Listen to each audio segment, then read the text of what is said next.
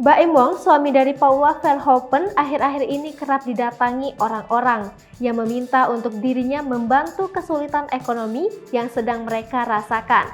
Orang-orang meminta Baim Wong untuk membantu mereka, lantaran suami dari Paula Verhoeven ini kerap membagikan konten berbagi melalui kanal YouTube-nya.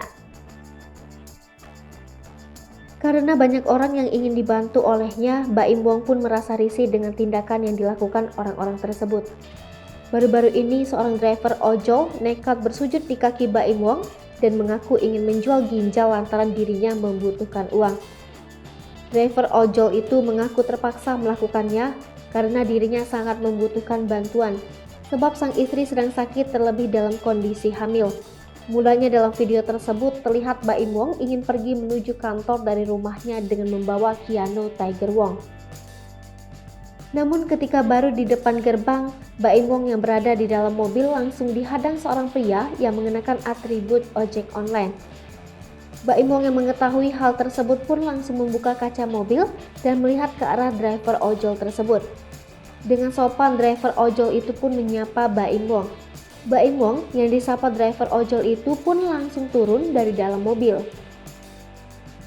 Sayangnya penghasilan yang didapat pengemudi ojek online tersebut hanya mampu untuk menutupi hutang piutangnya selama ini. Frustasi dengan kondisi yang kini sedang dialami pengemudi ojol bernama Saripudin itu pun sampai berniat untuk menjual ginjal miliknya. Namun kondisi tersebut tak serta-merta membuat Baim dulu dan langsung memberi bantuan sesuai permintaan. Ayah Keanu dan Kenzo itu kemudian mengambil sikap tegas dengan memberikan nasihat pada Saripudin. Setelah memberikan nasihat, Baim Wong tak memberikan sejumlah uang yang diminta oleh Saripudin dan hanya memberikan sebesar Rp50.000 sembari meminta maaf.